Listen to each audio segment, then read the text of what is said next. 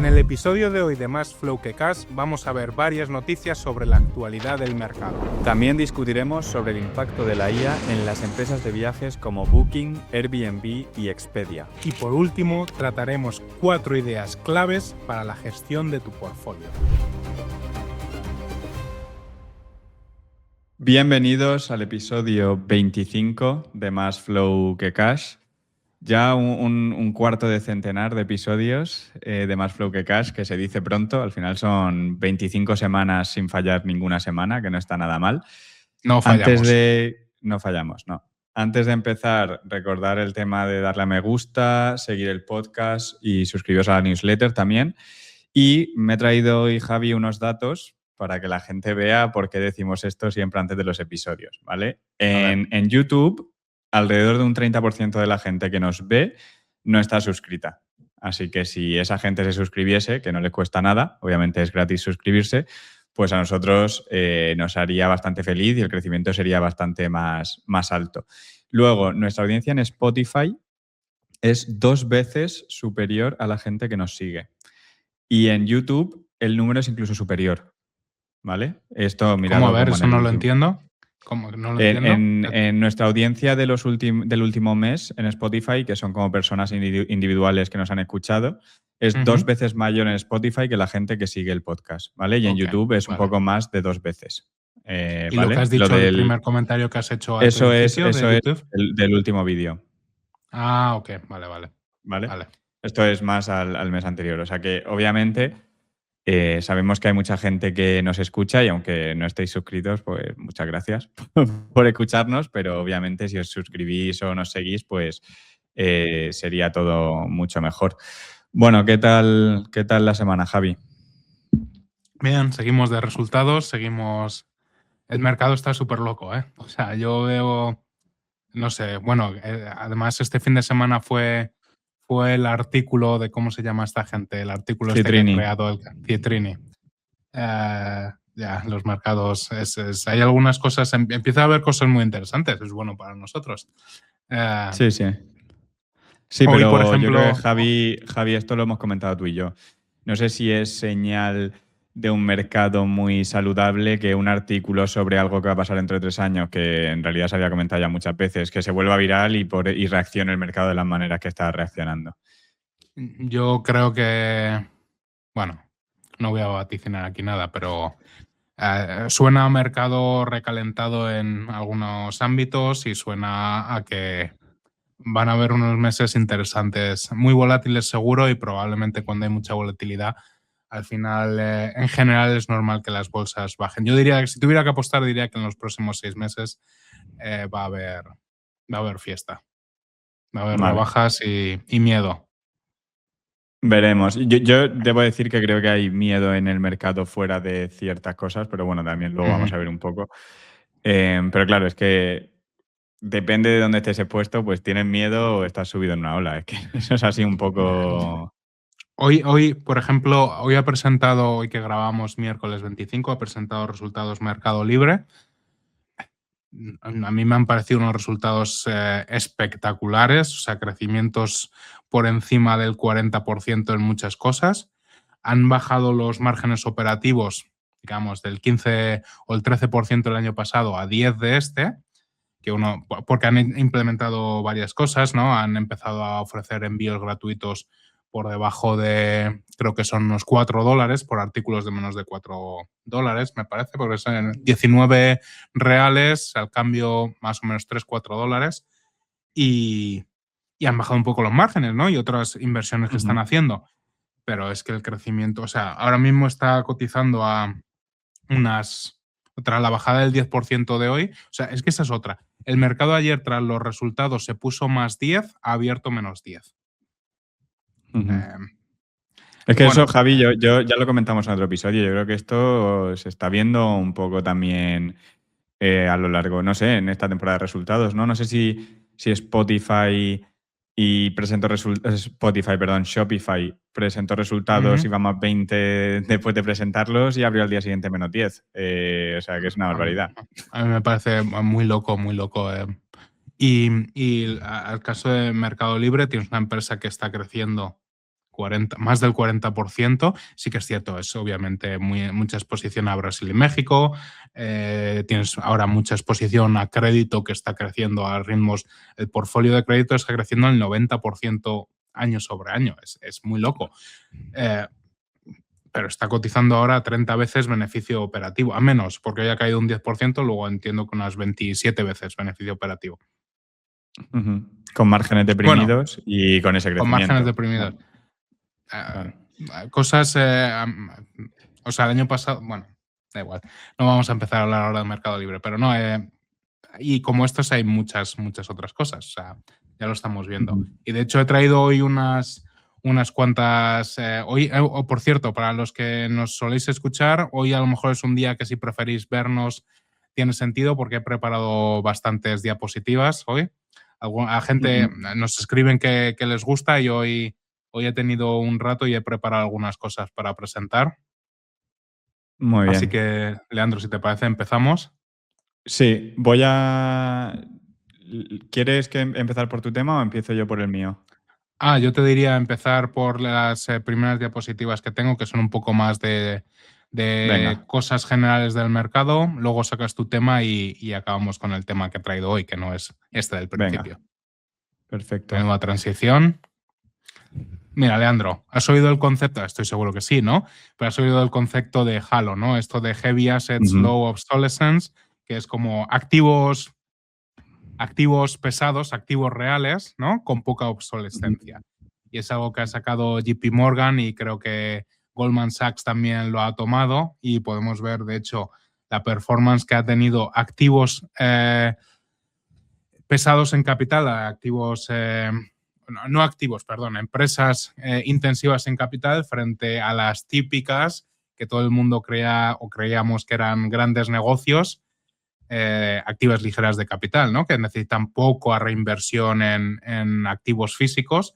Y mira el rendimiento que ha tenido este tipo de activos, ¿no? Que aquí hablamos, por ejemplo, de Deere, Caterpillar, todo ese tipo de negocios que son en general cíclicos, que requieren además que dejan poco free cash flow.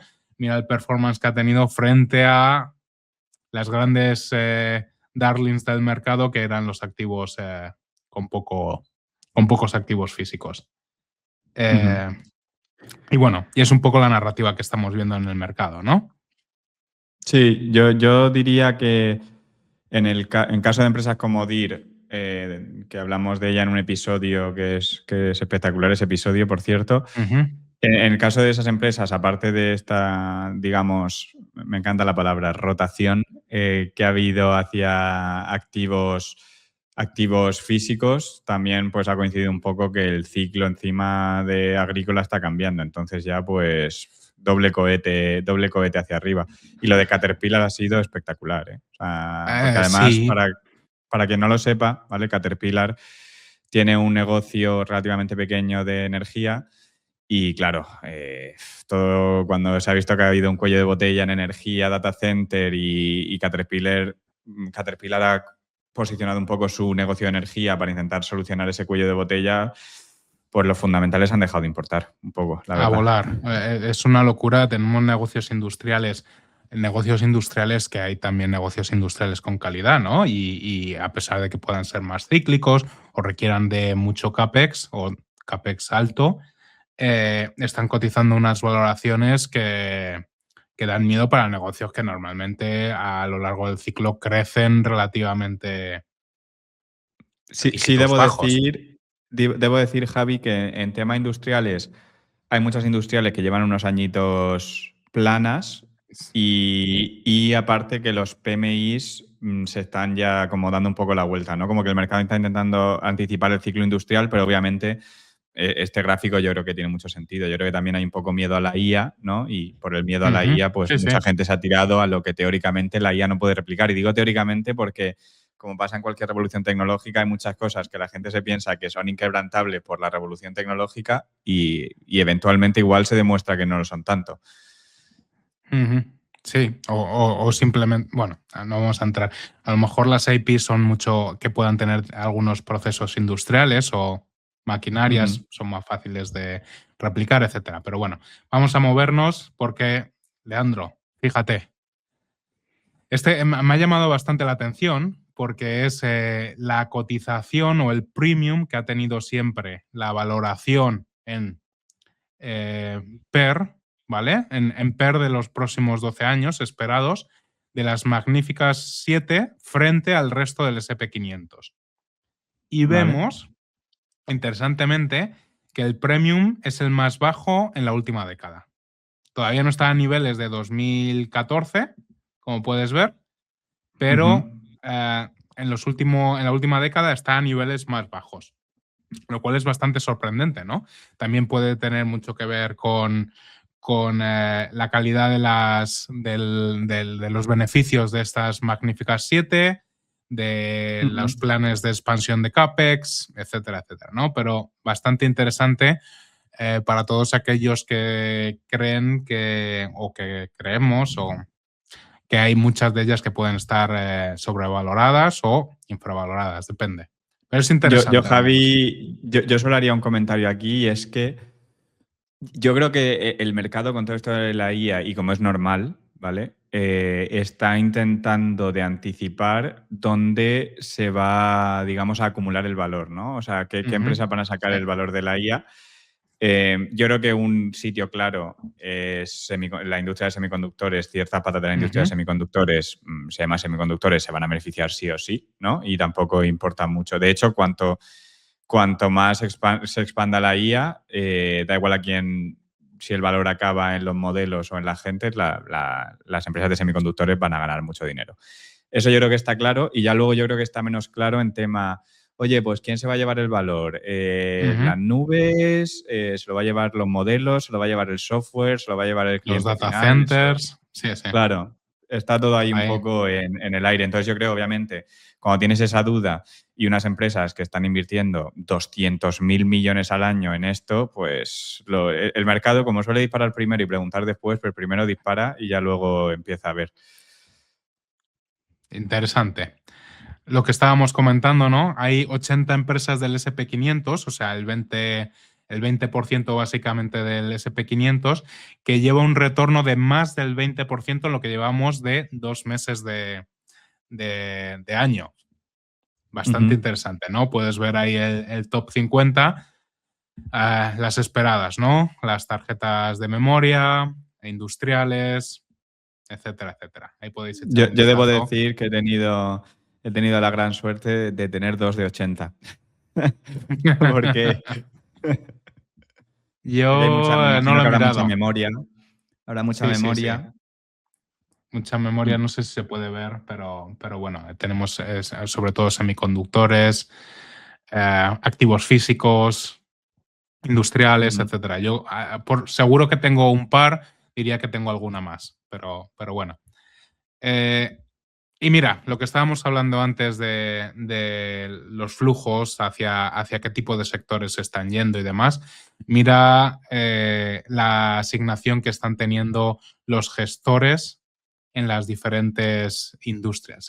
Mira cómo los industriales están ahí más 22%, pero mira sobre todo, a mí lo que más me ha sorprendido de todo es la banca, que además lleva unos años bastante bueno con la subida de los tipos de intereses, el no repercutir los intereses sobre los depósitos y demás, ¿no? Que uno diría que es cíclico y que ese ciclo se debería estar acabando, pues no obstante, mira dónde estamos.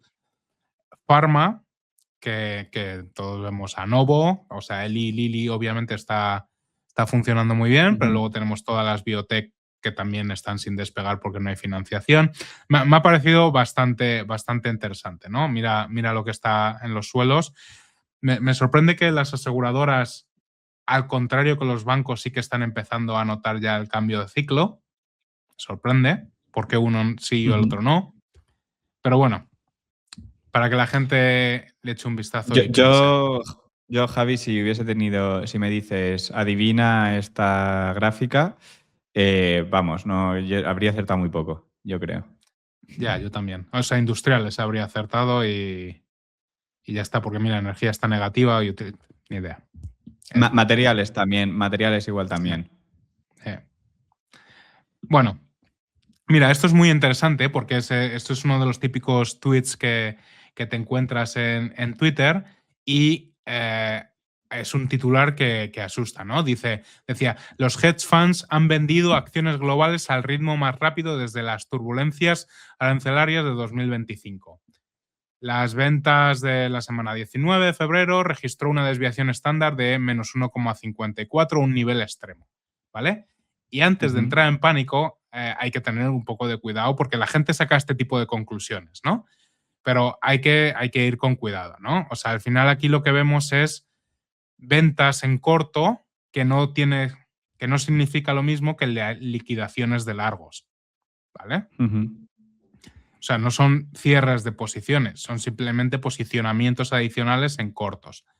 Que puede ser, que para que la gente lo entienda, puede ser en muchos hedge funds, es básicamente una manera de minimizar el riesgo de los largos. O sea, no tiene que ser precisamente, o sea, necesariamente que estén apostando a que todo se va a ir al carajo, sino que igual están, oye, pues me pongo largo aquí, me pongo corto aquí para intentar compensar. Porque muchos hedge funds, para que la gente ya lo termine de entender, tienen un mandato de ser neutrales al mercado, ¿vale? Entonces, teóricamente tienen que disipar todo el riesgo de mercado, por así decirlo. Por eso tampoco se debería coger un hedge fund y decir, es que solo ha hecho un 9% y el SP500 es un 20%. Bueno, influyen más cosas en el retorno que solo el retorno. Claro, la función de un hedge fund es cuando el mercado baja muchísimo, pues potencialmente estar en positivo.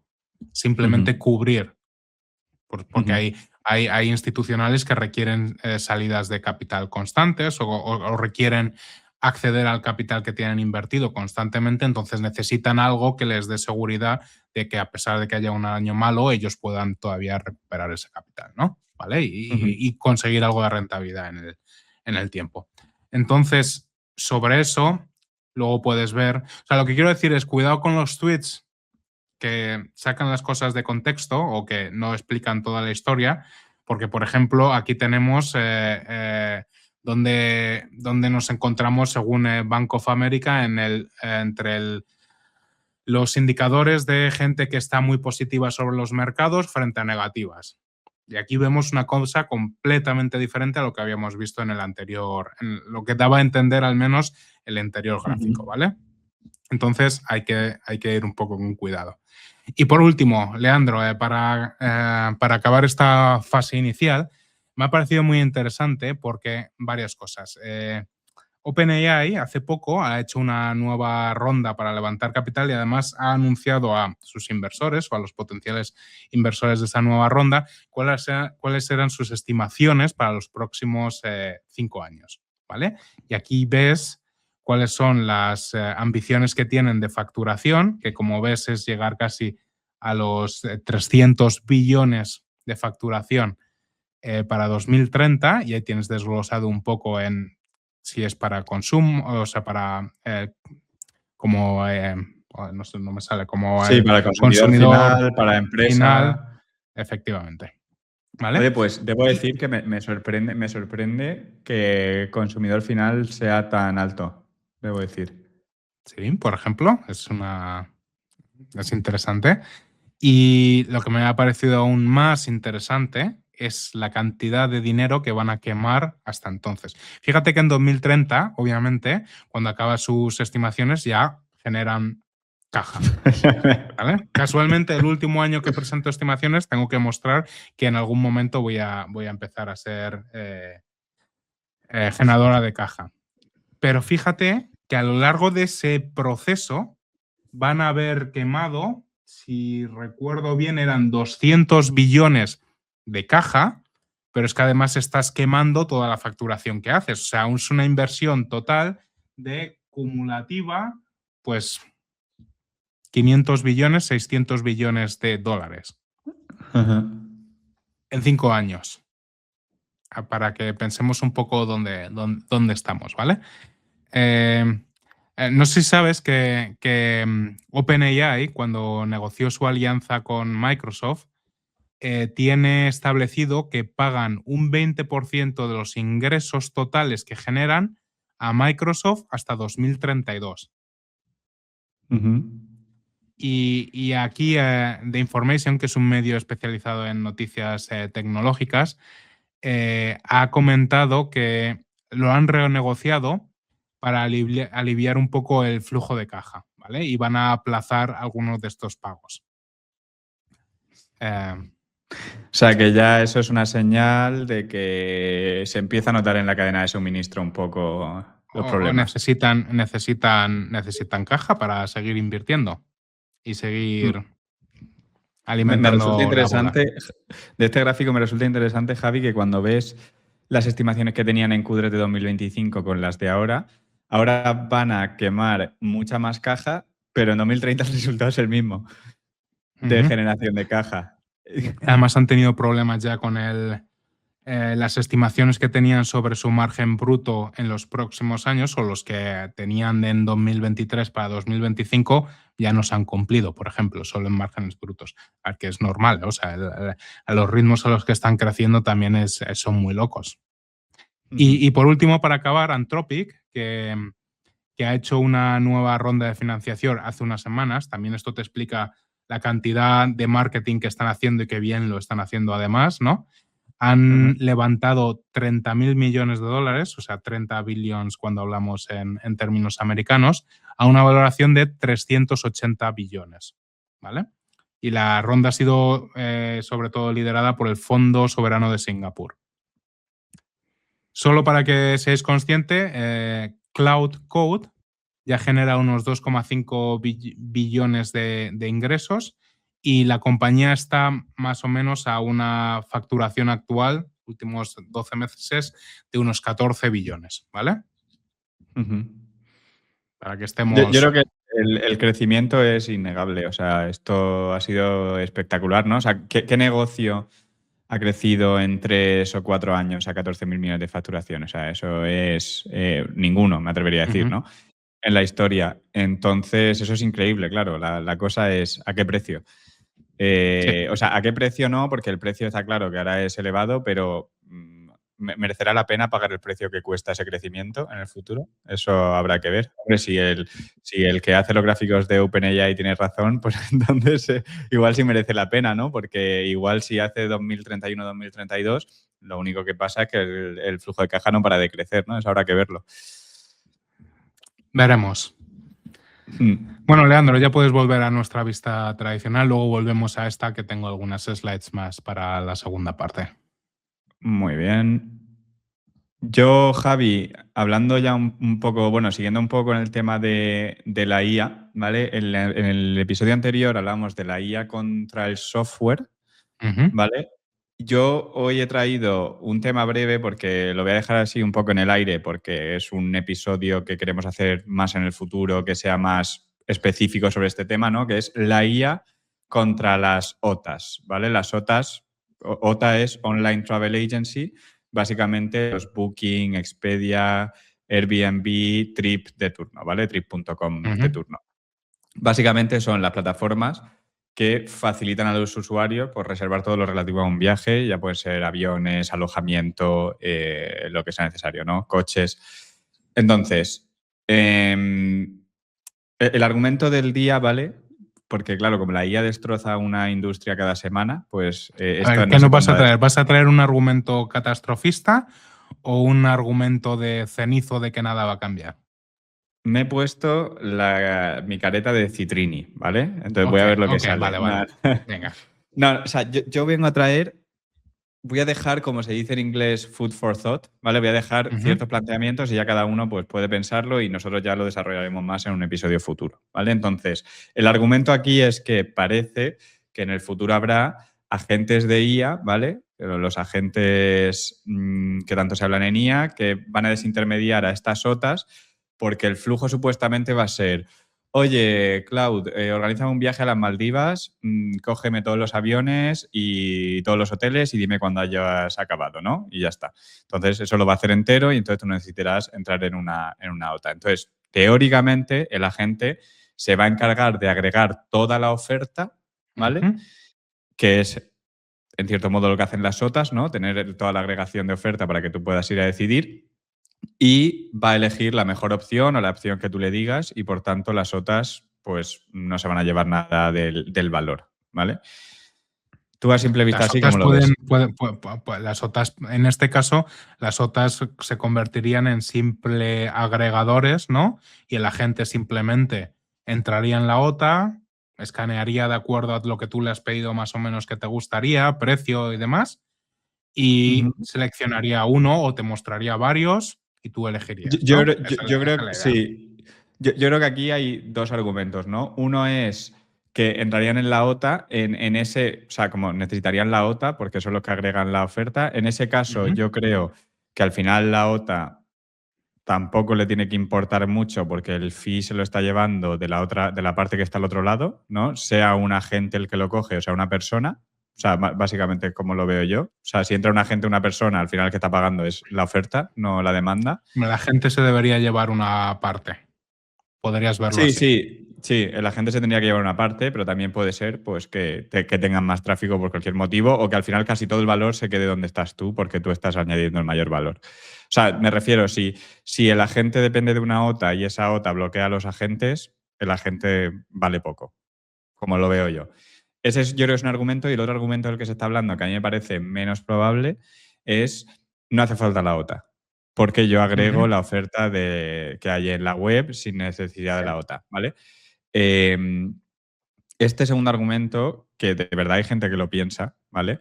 Ujú, A mí me parece un poco ridículo, ¿no? Porque al final, bueno, depende de qué marketplace estemos pensando, pero vamos a pensar en un Booking. ujú. Yo tengo que publicar mi alojamiento en Booking, ¿no? Si yo no lo publico en Booking, no va a estar agregado en ningún sitio. Entonces, es probable que la gente no lo pueda encontrar. Sí que es verdad, ¿vale? Que aquí otro argumento que se puede hacer es, oye, pero es que muchos hoteles tienen sus propias webs Ujú, y entonces se podría sacar la oferta de ahí. Que debo decir que mientras me preparaba el episodio he dicho, oye, pues eso no es un riesgo tan menor. El hecho de ujú. que la gente pueda buscar directamente en las páginas webs.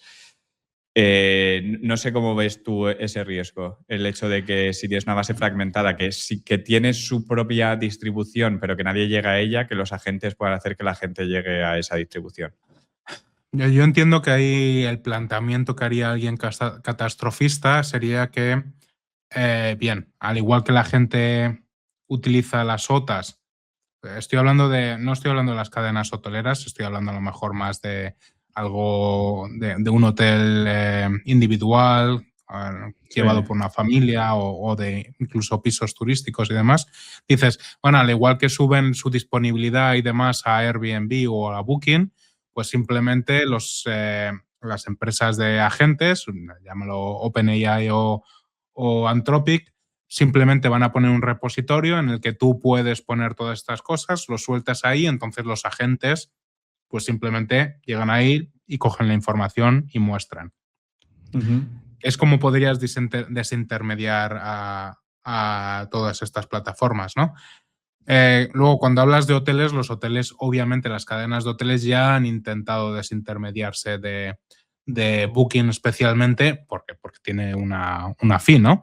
Y en este Ujú. punto, a lo que quería mencionar, si estas hoteles individuales o pisos de alojamiento turístico se plantean el subir sus datos o información a Anthropic, por ejemplo, lo harían porque tendrían una recompensa de un fee más bajo, ¿no? Ahora la pregunta Claro. es, ¿lo que hacen estas empresas, las OTAs, realmente es solo eso o tienen también mucho back office de seguro en caso de que pase algo, atención al cliente, etcétera, etcétera, ¿no?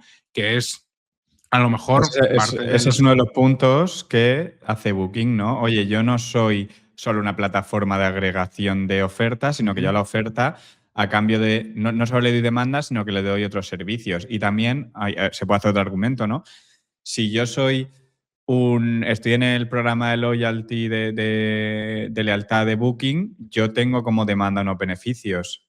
A mí, si me lo haces a través de un agente y me ujú. quitas esos beneficios, pues igual no me compensa utilizar un agente para cogerlo y sí me compensa utilizar a Booking, ¿no? Entonces, Yo lo que creo es que aquí mucha gente ha visto que ha equiparado, en cierto modo, las SOTAs al software. Sí, requieren software, ¿vale? Las SOTAs, pero no es el motivo de su éxito. El software de Booking es fácilmente replicable, diría yo. Tampoco tiene mucho misterio. Lo difícil es haber creado el efecto red, que eso la IA lo tendría que crear igualmente. O sea, no es algo que pueda evitar crear si quieres tener éxito. Al igual que la semana pasada hablamos y yo te comentaba que con respecto al software había muchísima, o yo tenía muchísima incertidumbre de cómo se iban a desarrollar las cosas, a pesar de que tengo un caso base que creo que es el más probable, pero a saber, aquí sí que creo tenerlo bastante más claro porque este riesgo de desintermediación, por dos motivos. Este riesgo ya ha sucedido en el pasado con Google. Google lo intentó y lo dejó. De hecho, ha habido, creo que te lo he pasado hoy, ha habido un artículo explicando la historia de cómo Google intentó hacerlo y el por qué se dio marcha atrás o canceló el proyecto después de tiempo. Y es bastante parecido. Y el segundo, y que a mí más me parece más importante, es al final pensar como usuario. Yo o mi mujer o alguien cuando está reservando unas vacaciones, que es normalmente para lo que utilizas Booking o Airbnb o lo que sea, al final parte de la experiencia de esas vacaciones es elegir un alojamiento que mole la mayor parte de las veces o que esté bien, que esté cerca de un sitio donde quieres estar, etcétera, etcétera, ¿no? Y para eso no dices simplemente, o sea, puedes escribir en el chat GPT de turno, oye, quiero un alojamiento en Málaga que esté cerca de la playa esta, que cueste esto por noche, etcétera, etcétera. O lo puedes dictar por voz, ¿vale? Pero es que exactamente lo mismo lo puedes hacer en Booking, con los filtros, Claro. se llaman filtros, y llegas a lo mismo. La experiencia de usuario yo diría que es bastante similar. Ahora bien, el agente te va a seleccionar lo que sea, 2, 3, 4, 5, vale. Pero a la mayoría de la gente le sigue gustando ver, ok, ahora me meto en el mapa y veo todos los alojamientos que están disponibles. Clico, veo la foto. Ah, este no, este no, este no, este no. O sea, a mí me parece que la gente sigue queriendo ver dónde se va a alojar. A lo mejor para vuelos no es exactamente lo mismo, ¿vale? Yo lo pienso Pero aquí para como alojamiento, ¿cuál es el incentivo de la demanda a hacerlo con un agente? O sea, es que veo poco incentivo. Me refiero, yo tampoco. te ponen 2 o 3 nombres de hoteles, me cuesta un segundo buscarlos en Booking, probablemente me puedo ahorrar dinero si están en el programa Genius. Sé que cogiéndolo a través de Booking, Booking me va a asegurar ciertas cosas, no solo a la oferta, sino a la demanda que soy yo también. Entonces, es que no veo cuál es. O sea, como en otras cosas sí que veo el añadido de valor de la IA muy claro, aquí el único, digamos, añadido de valor que veo es encontrarte el hotel, pero no cogértelo. Me refiero, es un poco como lo que decías antes de Google. La IA podría hacer un poco de tarea que hacía Google antes. Oye, hoteles en no sé dónde. Y te pone, pumba, estos son los que tienes. Sí que es verdad que, claro, si la parte de búsqueda se pasa a un agente o a la IA o a un LLM, ahí sí que habría un poco de cambio, ¿no? Porque Booking pasaría de tener a Google pagándole no sé cuántos mil millones para aparecer arriba siempre a tener que estar bien posicionado en un LLM para potencialmente salir. Ahora bien, dicho esto, yo creo que esto es menos relevante siempre y cuando tengas casi la totalidad de la oferta que hay. Porque al final, si yo veo un hotel, me da igual de qué página me salga, yo lo voy a buscar en Booking, porque el 95% de las veces va a estar en Booking, el hotel. Entonces, pero creo que ese sí que es un punto a seguir, ¿no? Bueno, Booking se ha posicionado ya con todas las temas de los LLMs, pero también hay que ver cómo funciona todo el tema. Oye, igual le tengo que pagar al LLM para que cuando alguien esté organizando un viaje me ponga a mí primero, ¿no? Eso no sé muy bien cómo funciona. A ver, se tiene que desarrollar y tenemos que ver cómo evoluciona. Pero a mí, a priori, por el cómo funciona el ser humano y lo que busca cuando uno está reservando una habitación, a mí, a priori, me parece Me parece más Y a complicado. esto... Si lo piensas a lo mejor con vuelos, porque es Ajá. completamente commodity, dices vuelo directo que salga entre estas 2 horas y tal. Vuelos me parece mucho más fácil, pero no obstante, Google también lo intentó con vuelos y al final yo siempre chequeo cuando quiero volar a donde sea, lo meto en Google Flights, y luego, no obstante, siempre tengo que ir a la página de la aerolínea a comprar el vuelo. Luego, Es que, algo es que hay. las aerolíneas, ¿vale? Esto Ryanair especialmente lo ha hecho. Si tú coges Ryanair con trip.com, mucha suerte como pase algo con el vuelo, porque Ya, estás ya, ya. bien jodido. Si lo Ya. haces con Ryanair directamente, el proceso es mucho más sencillo. Oye, me lo han cancelado, vale, pues pide una reclamación, vale, todo genial. Hazlo con trip.com, vale, lo tienes que hacer a través de trip.com. O sea, es mucho más complicado todo ese tema. Y luego... Aquí hay que añadir, obviamente, que Booking puede poner un agente en su plataforma y estas empresas, las En otras se ello. están convirtiendo claro, y las otras se están convirtiendo en empresas transversales, ¿no? Igual te puedes organizar el Booking, el viaje entero en vez de en un LLM, en Booking entero, el viaje, ¿no? En ello. Entonces, eso, Están en claro. ello. Aquí sí que veo un claro caso de, oye, yo sí que podría, o sea, como siendo Booking, sí me puedo aprovechar de la IA para hacer que todo funcione mejor, que eso te lo van a decir todos, incluso los que van a ser desintermediados de verdad, ¿no? Pero aquí sí que lo veo. Pero bueno, dejamos las preguntas abiertas y en un episodio futuro, si vemos demanda, que no lo podéis dejar por comentarios, pues podemos hacer igual algún episodio hablando de las OTAs y de las empresas de alojamiento y las diferencias que tienen entre ellas.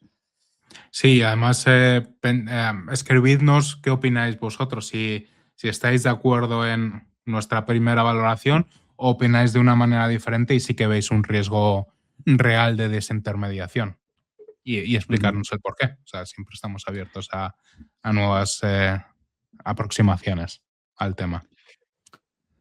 Muy bien, Javi. Muy Pues bien, ahora Leandro, creo que pues me has toca. traído un tema calentito, ¿no? Traigo un tema. A ver, no es un tema calentito. O sea, tenemos intención de tratar el tema de la gestión de portfolio en varios episodios, ¿no? Hoy traigo 4 ideas muy básicas, pero sí que nos gustaría, y dadnos feedback también a ver si os parece interesante o no. Yo había pensado hoy vamos a hablar de un par de conceptos del portfolio, Ujú. de la gestión del portfolio, pero creo que puede ser interesante traer a algún gestor a que nos cuenten cómo piensan ellos. No solo es la selección de empresas, ¿no? El otro día hicimos un episodio en el que hablábamos cómo mirábamos empresas, que creíamos que es interesante, y seguro que en el futuro traeremos muchas más cosas para discernir qué tipo de empresas nos gustan y cómo las buscamos, y cómo decidimos que esta empresa pues tiene potencial para estar en nuestro portfolio o en el watchlist o cosas así, ¿no? Pero una vez que que empiezas a invertir y tienes algunas posiciones, cómo se piensa sobre el portfolio en conjunto me parece algo muy importante, y que en general yo no oigo a nadie hablar. Se habla sobre esta empresa, pero cómo gestionas o cómo generas un portfolio que sea correcto, que es un portfolio que está bien construido, que es un portfolio que no, etcétera, ¿no? Entonces, Ujú. desarrollando un poco la idea, mi intención, o lo que habíamos pensado Leandro y yo, era a lo mejor en episodios futuros traer a un gestor, o traer a varios, de hecho, que nos cuenten cómo lo hacen ellos, ¿vale? O cómo piensan sobre el tema. Y en algún episodio, Leandro, a lo mejor, ya veremos cómo lo hacemos, pero tú me criticas mi cartera o mi portfolio, y yo critico el tuyo. Vale, me parece bien. No sé cómo vamos a hacer, porque yo entiendo que no quieres. A mí me encanta el salseo. Es salseo puro y duro, ¿eh? No sé cómo lo vamos a hacer, porque tampoco quiero. A mí no me gusta tener que. Porque luego, te Se digo, no puede me gusta que hacer, la gente sepa todas las posiciones que tengo, porque luego ya estás como casado con ellas, o la gente te dice, pero mira, esta que la tenías tú y no sé qué. A mí no, sí, no me no a mí gano nada antes me con pasaba eso. un poco eso. Ahora no tengo miedo a sacar la guillotina cuando haga falta. Pero lo podemos hacer también para algunas posiciones y otro más digamos, macro, o sea, como más el Sí, sé cuál. portfolio, como la cartera como tal, de, oye, Sí. pues a qué temas estás expuesto, a cuáles no y tal. No tengo que decirte que tengo lo que sea Amazon, te puedo decir un hyperscaler o algo así. Ya está, y luego Sí, ya tú sí, sí, sí. decides, ¿vale? O sea, podemos verlo, decidnos qué os parece. Pero venga, hoy voy a hacerme pocos amigos, Leandro. La intención es que la gente reflexione sobre su propia cartera, ¿vale? Y he traído cuatro ideas básicas que tengo en 4 diapositivas. Y la primera es esta mierda que hemos visto todos, de que con 20 acciones estás bien diversificado. Esta es la mayor mierda que existe en el mundo y la mayor mentira. Ujú. Además, es que Que depende de qué acciones. Es que, es que ya está. Fin de la historia. Si tengo 20 empresas de software, ¿qué tal te ha ido los últimos 3 meses? ¿Cómo de claro. diversificado estás? O si tengo una empresa como Versailles Hathaway y otro conglomerado, pues estoy mucho más diversificado que 20 acciones de software. Luego, el número de acciones es una chorrada. No dice Ujú, absolutamente nada. ¿Vale? ujú. Eso es lo primero que quería dejar claro. De hecho, eso a mí, Javi, me sorprende porque no sé si la CNMV, que igual aquí me estoy columpiando, no sé si ponen límites a que no puedes tener más de, a los gestores profesionales, más de un 10% en una posición, Sí, pero luego yo creo que le da absolutamente igual si tú tienes un 5% en 10 posiciones expuestas exactamente a lo mismo. absolutamente lo Eh, mismo. Sí. que es increíble. O sea, puede tener 10 biotechs con un 5% y eso se considera menos arriesgado que tener un 15% en Berkshire Hathaway. Me parece O, curioso. Pero también es o verdad que lo todo, otro es un poco subjetivo. o todo el portfolio en oil and gas, por Mm. ejemplo. Que, Sí, que- que sí, puede, sí. puede que esté bien. A ver, lo primero, y esto es algo que me parece también muy importante, que la gente tiene que empezar a pensar, cuando tú construyes un portfolio, tienes que construir un portfolio pensando en qué es lo que busco conseguir con este portfolio. ¿Es una rentabilidad del 50% anual? ¿Es una rentabilidad del 20%, del 15%, del 10% o del 5%? ¿Vale? Eso es lo Ujú. primero. Porque si tienes que buscar una rentabilidad del 50% anual, pues probablemente no puedas construir un portfolio de 30 posiciones o de 20, porque seguramente sea muy difícil encontrar posiciones que te puedan dar un 50% anual. ¿Vale? Entonces, O sea, un ahí viene 50% anual con una cartera de 40. imposible, Sí. O, o, imposible. o, o genio barra suerte. O bueno, a lo mejor mete todos a mineras de Bitcoin, tienes 40 mineras de Bitcoin y te hace un 40% anual, pero te va a hacer un 40% anual un año, no te lo va a hacer a Sí. perpetuo. Entonces, entendamos eso, ¿vale? Luego, lo primero es establecer una rentabilidad objetivo que sea razonable, ¿vale? Si tú quieres tener una rentabilidad del 50% anual, pues probablemente tengas que tener 2, 3 empresas y a morir. Todo por Yo la creo, Javi, patria y a que morir al campo de batalla. aquí es importante el concepto de retorno ajustado al riesgo, ¿no? O sea, al final mucha gente Efectivamente. solo comparte los retornos y te dice, no, yo es que he tenido un 30% anualizado. Bueno, sí, pero es que tú puedes ser la excepción a la regla, ¿no? Porque igual ese 30% anualizado se ha hecho con una cartera de 5 empresas que ha ido súper bien, pero y porque estaba súper concentrado, pero es que esa concentración puede ir en la dirección opuesta, ¿no? Porque siempre se cometen errores. Entonces, yo creo que mirar un retorno, solo el número, nunca es. Y lo que hemos hablado antes de los hedge funds es el ejemplo perfecto, ¿no?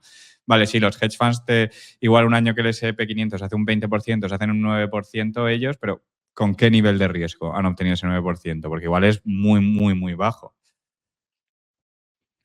Efectivamente. Entonces, eso es lo primero que hay que pensar. Aquí en esta, y esto es un poco la teoría moderna de portfolios, que tiene muchas cosas que son, otra vez, relativamente basura, pero hay conceptos que traídos o, por así decirlo, asimilados de una manera diferente, tienen bastante sentido, ¿no? Ajá. Entonces, la diversificación, como el key message que pone aquí abajo a la derecha, diversificación, Resulta perdón, en.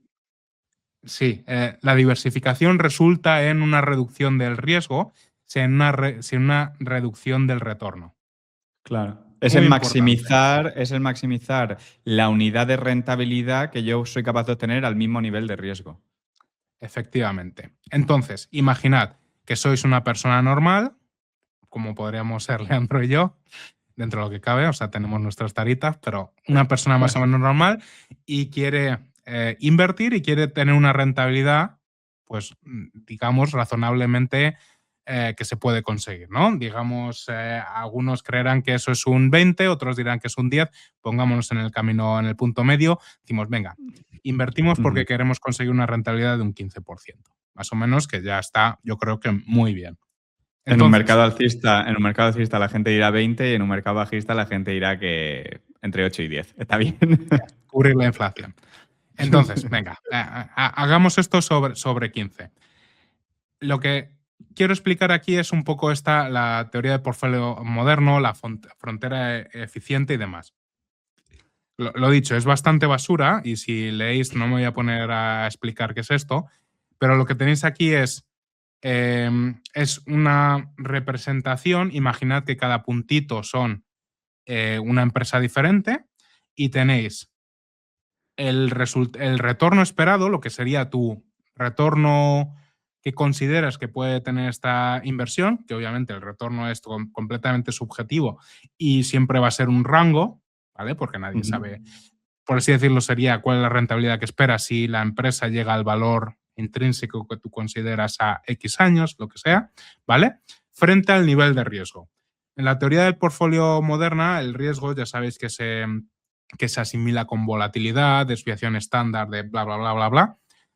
No nos interesa porque todos sabemos que todos sabemos cuando hacemos una inversión qué riesgo tiene esa inversión, ¿no? Cuáles son los problemas que pueden surgir, los problemas que pueden surgir que no sabemos y que no hemos pensado, etcétera. Entonces, acá, cuando nosotros miramos una empresa y asignamos, esta tiene un potencial de darme un 15% anualizado, lo que sea. Siempre tenemos que comparar ese 15% que creemos que nos puede dar anualizado, o 20 o 12, contra el nivel de riesgo que creemos que estamos asumiendo al invertir o que asumiríamos al invertir en esa posición. Y cada uno puede establecer el nivel de riesgo de la manera que quiera, siempre pensando en realmente riesgo. ¿Qué riesgo hay de que esto, por ejemplo, una manera que yo había considerado de pensar en cuánto es el riesgo es, si yo me he generado 3 escenarios con distintas rentabilidades esperadas, ¿cuál es la dispersión que hay entre las rentabilidades de esos 3 escenarios? Si un Ujú. escenario me dice que consigo un 25, otro me dice que un 18 y el otro a lo mejor es un menos 15 y asigno una probabilidad a cada uno de ellos, al final tengo ahí una dispersión y eso Ujú. puede ser una medida del riesgo que estoy asumiendo. Por ejemplo, otra gente puede hacerlo simplemente de una manera cualitativa. Pues este tiene de 0 a 10, esta tiene un riesgo 10, esta tiene un riesgo 7, etcétera.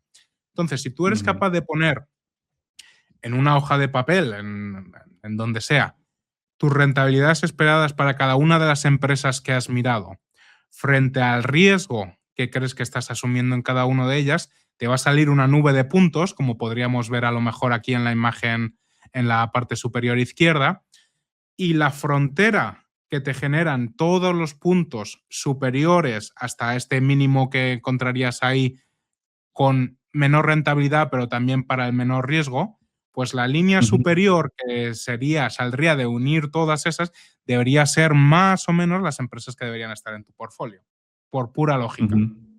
¿vale? Ujú. Entonces, por eso digo que tiene bastante sentido, o sea, Esto, adaptar. Javi, es típica. Esto lo digo yo como economista. Esto es típica economía. La teoría es cero aplicable al mundo real, porque el riesgo tampoco es cuantificable de una manera muy exacta, pero al mismo Ujú. tiempo es un buen marco para pensar en las cosas que importan. Para pensar en las cosas que llevas en el portfolio y si tiene sentido que esté en tu portfolio. Punto uno. Ujú. A raíz de esto, siempre me genera la siguiente pregunta.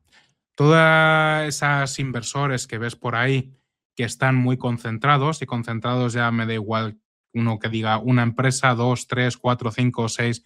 La gente le gusta hablar siempre de un portfolio concentrado. Mi pregunta es, ¿por qué? La pregunta es, ¿por qué necesitas tener solo cuatro o cinco empresas? Y mucha gente dirá convicción, bla, bla, bla, bla, bla, bla, bla. Digo, si yo tengo dos empresas, o mejor, si yo encontrase 20, 30 empresas que estimo que me pueden dar una rentabilidad del 15% y todas tienen más o menos un nivel de riesgo similar, ¿por qué voy a invertir solo en una? ¿Por qué no Ya. voy a invertir en las 30? Si me voy a equivocar en alguna de ellas, seguro. ¿Por qué me la voy a jugar a acertar solo en una? No tiene ningún Estoy, sentido. estoy de acuerdo. O sea, pudiendo generar al mismo nivel de rentabilidad con más empresas posiblemente descorrelacionadas, no tiene sentido correlacionarte solo a una. Luego, todo el tema, mi opinión, y aquí voy a ser un poco duro también para generar un poco de conflicto, que sabemos que nos gusta un poco el salseo. Toda la gente que está muy concentrada es simplemente porque no ha mirado número de empresas suficientes. No me puedo Ujú. creer que tú en tu universo de inversión solo seas capaz de encontrar 5, 6 empresas que sean buenas y te vayan a dar una buena rentabilidad. No, lo siento, no es así. Simplemente no has tenido el tiempo o la voluntad o lo que sea de mirarte cientos de empresas y encontrar diferentes oportunidades en diferentes áreas. Estoy de acuerdo y de hecho creo que el límite de posiciones en la cartera debería venir por el tiempo que tienes para seguirlas, más que por, oye, no, es que yo creo que solo no hay retornos mejores que estos. Hay miles de empresas, ¿no? Y miles de empresas con retornos esperados tal. Otra cosa es que tú no puedas tener una cartera de 40 empresas porque es que la mayoría no la vas a poder seguir. Bueno, pues esta es tu limitación, pero no creo que esa limitación esté en 5. O sea, me refiero a seguir una empresa para un inversor a largo plazo, es leerse los resultados una vez cada 3 meses y ver un poco cómo va el negocio. Tampoco hay, una vez que has hecho ya el trabajo previo, tampoco hay mucho más. Y te diría que hay empresas que con que las mires una vez al año valen. Mm. O sea, Sí, sí.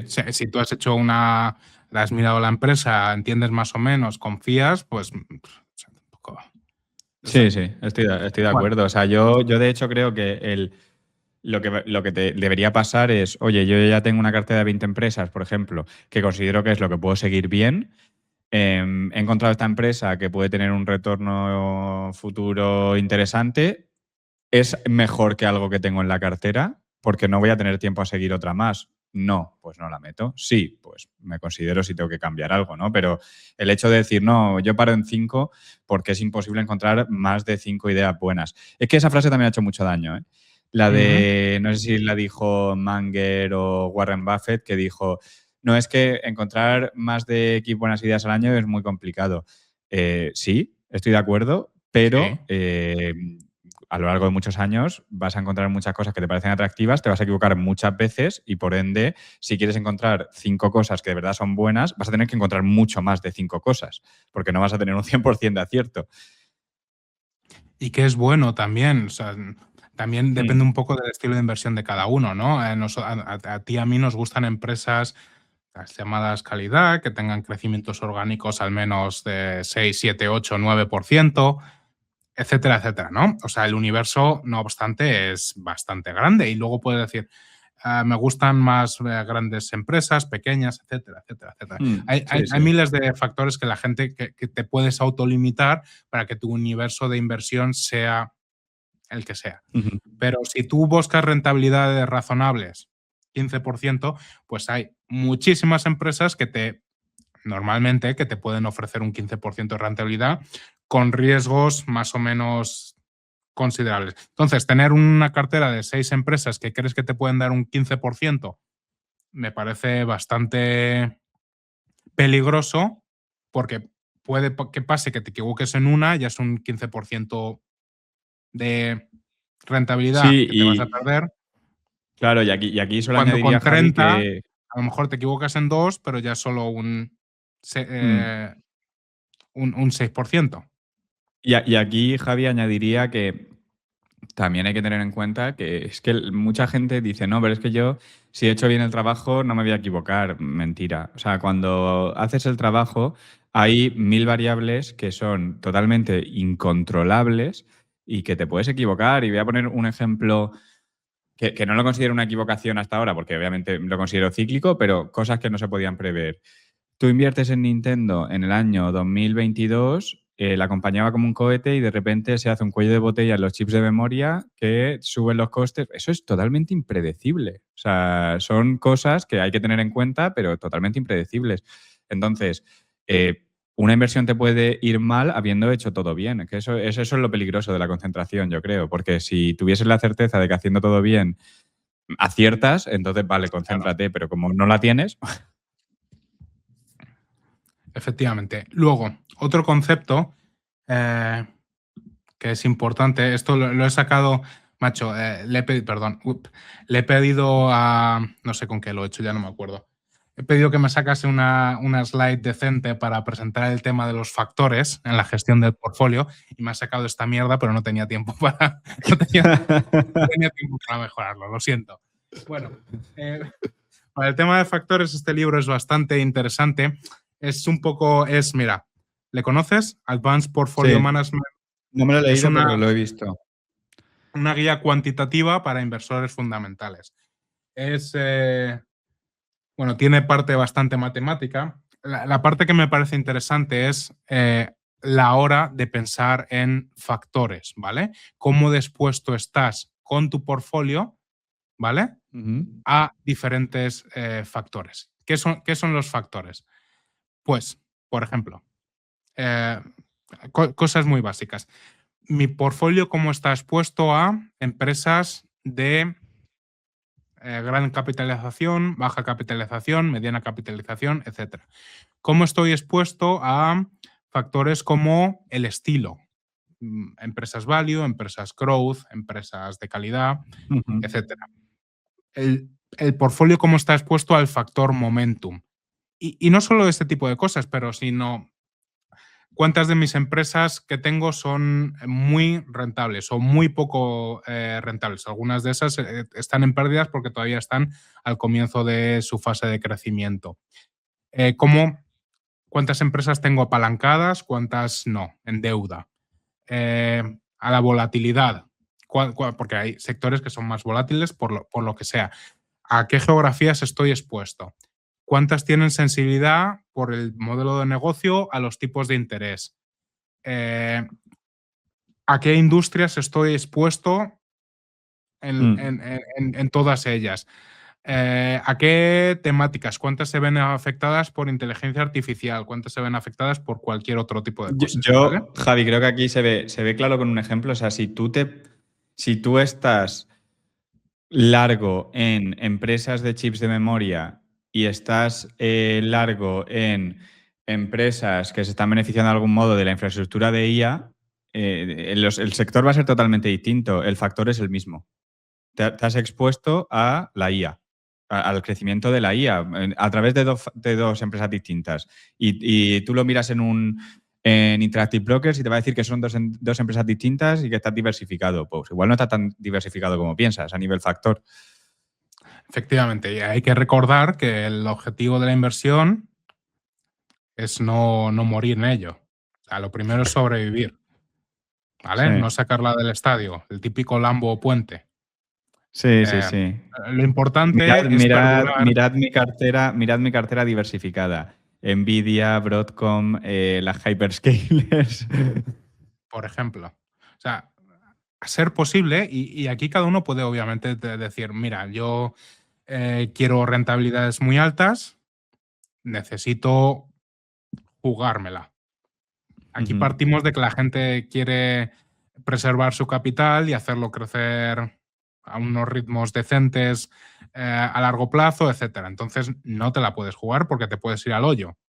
Puede pasar, ujú, estar expuesto a muchos. Entonces, si eres capaz de crear un portfolio con empresas en las que esperas una rentabilidad adecuada, con un nivel de riesgo asumible dentro de esa rentabilidad que buscas y bien diversificada, pues seguramente tengas un rato bastante más cómodo que si estás muy expuesto a factores muy particulares. Entonces, es importante pensar el cómo tienes cómo estás gestionando tu portfolio. Y yo espero que esto que hemos comentado, pues simplemente haga reflexionar a la gente y bueno, pues a lo mejor intente mejorar o a lo mejor lo tienen perfecto. O sea, ojalá.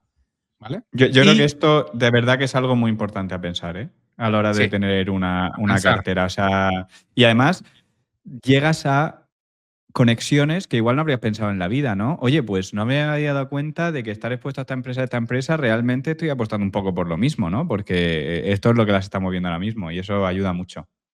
Sí. Por último, no hay premio por ser el más original. No tienes un mejor portfolio por tener empresas que nadie tiene, ¿vale? Y que Ujú. solo tú conoces.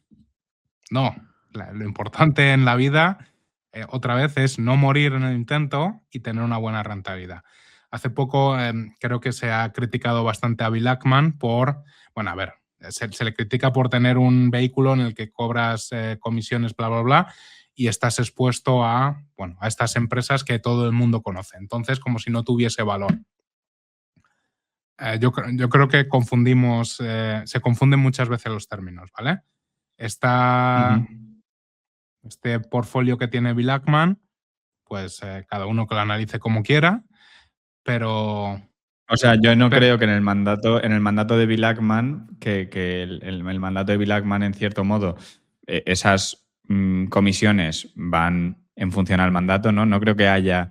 Tengo que buscar empresas que mis partícipes no conozcan. Será, tengo que tratar de batir al mercado con un perfil de riesgo el que sea. Si lo consigo, pues luego tú obviamente puedes, Didi, Javi. no digo, luego tú evalúas si con ese portfolio va a batir al mercado, estás a gusto o sus Claro. razonamientos son buenos o malos, etcétera. Claro, o sea, Pero yo no creo que su derecho a cobrar la comisión sea ser original, es hacer pasta. hacer pasta para sus clientes, luego ya, que es muy Claro. criticable si no lo hace. Ujú. Pero, pero Pero bueno, eso es es igual de criticable con una cartera original o no original. Al final. efectivamente que eres igual de listo o más haciendo un 20% de rentabilidad anual con Meta que con alguna de las mierdas que veamos escondidas no lo sé, en el país que quieras insultar, me da igual. Sí, sí, sí, estoy de acuerdo. Lo importante es tener buenas rentabilidades. Y pueden ser en empresas muy obvias, como ha sido el caso de las magníficas 7 durante la última década o infinitas otras. Envidia. O Nvidia, Nvidia incluso Ujú. hace un año también, etcétera. Es que O sea, esto de que no haya posibilidad de batir al mercado en empresas muy conocidas es algo que ha hecho mucho daño también, porque es totalmente ha hecho falso. mucho daño. Es totalmente falso. Mm. De hecho, no sé si me atrevería a decir hasta que la exposición que tienen y todas las noticias que reciben y realmente que la gente dice, no es que son muy seguidas, sí, pero es que sean muy seguidas no significa que la gente las conozca bien o conozca la realidad de sus negocios. Yo veo, o sea, a mí no me parece ni medio normal, pero si tú coges las Max 7 y haces la desviación de máximo a mínimo todos los años, la variación tiene que ser más de un 30-40%. Y eso Sí, es una sí. empresa que teóricamente tiene 100 analistas detrás. O sea, que tampoco. Me refiero que hay oportunidades en cualquier tamaño de mercado. Efectivamente. Y está bien encontrar una joya pequeña que creas que tiene una capacidad de crecimiento en las próximas décadas espectacular y está muy bien y todos nos gusta y a todos nos gusta invertir de esa manera, pero no pasa nada Ujú. por tener de esas, por tener de las grandes, no eres peor inversor o mejor. Es a lo que voy. Estoy de acuerdo. Pues ya está. Pues nada, Javi. Leandro, hasta aquí. Que nos Muy diga la bien, gente si les episodio. interesa Sí, episodio variadito hoy. variadito, que nos diga la gente si les interesa que profundicemos más en la gestión de los portfolios. A mí me parece un tema súper interesante que nunca se trata Sí, y que cada vez sí, pienso sí. más en ello. Y cada vez que te metes a Twitter ves que es más importante, yo creo, por las cosas que se ven por ahí. Pero bueno, sí, que nos lo dejen en comentarios y pues podemos traer más episodios en el futuro sobre este tema y como has comentado con gestores, que yo creo que ese punto de vista también es muy interesante porque no es lo mismo ser un inversor individual que llevar dinero de otra gente, ¿no? Cambia bastante la película. También sí, y será interesante ver cómo piensan y apretarles un poco, que a mí lo que más me gusta del mundo es apretar. Con respeto siempre, con respeto, porque ya que Para vienen que aquí encima vuelvan. no le vamos a, o sea, que siempre con respeto, ¿no? Y sin pasarse. Ya lo hemos comentado alguna vez con algún amigo. Bueno, Sí. Leandro, venga, nos Bueno, vemos la semana que pues viene. eso es, con el episodio 26. Un abrazo a todos. Un abrazo a todos, suscribiros, darnos likes, todas esas cosas. Gracias.